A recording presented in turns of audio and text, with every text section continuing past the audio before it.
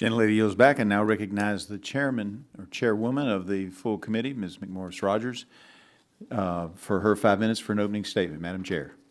Thank you, Mr. Chairman, and welcome to Health and Human Services Inspector General Christy Grimm. This is the first time in more than 20 years that the HHS Inspector General has appeared before the Oversight and Investigations Subcommittee. It's long overdue, and I'm grateful that you're here.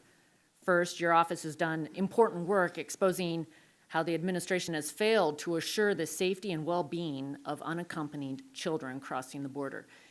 This is a crisis, and as the ranking member just said, it's alarming to all of us. And it's been made worse by President Biden's open border agenda.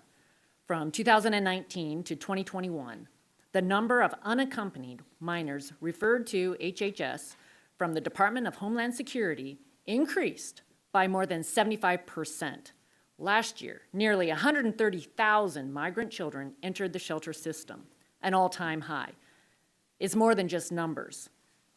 The New York Times investigation has revealed that unaccompanied migrant children are alone and being exploited. These are young teenagers without their parents, working long shifts on farms, in factories, hotels, and on construction sites.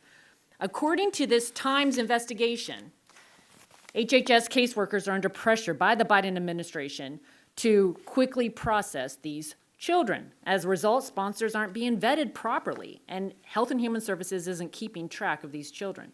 Quote, overall, the agency lost immediate contact with a third of migrant children. That's tens of thousands of kids who are at risk of further exploitation.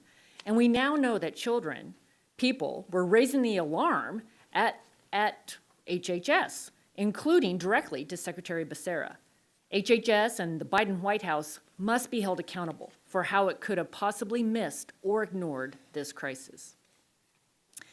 In addition, we'll also focus today on how HHS is spending and managing trillions of taxpayer dollars.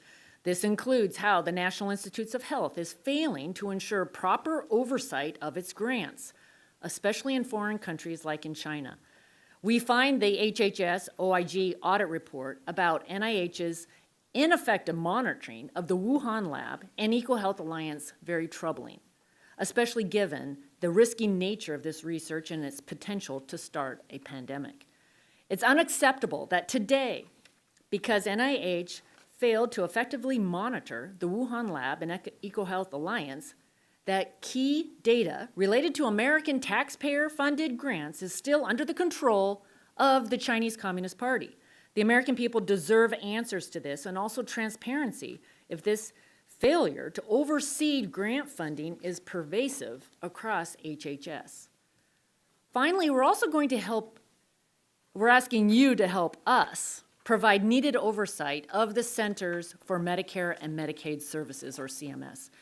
CMS has an annual budget of more than $1 trillion and oversees or administers health coverage for millions of Americans. According to a CNBC report, there is more than $100 billion in fraud each year in Medicare and Medicaid. One criminal raked in millions for Medicare fraud, more than a decade. And he told CNBC, quote, I was low profile, nobody knew me, I had everything, I had houses, I had cars, I had watches, end of quote. In addition, your written testimony discusses that in fiscal year 2021 alone, improper payments made up for 21% of all Medicaid spending. That's one in every $5 spent improperly. These numbers are staggering. Surely we can all agree that we need to ensure the integrity of the federal health programs that so many people, including seniors, people with disabilities, mothers, and those most in need, rely on. With the end of the public health emergency, it is critical that CMS work to reduce the amount of improper payments by Medicaid and Medicare. And I hope to hear how the Inspector General's office will help CMS restore the financial integrity of these programs as we return to normal post-pandemic life.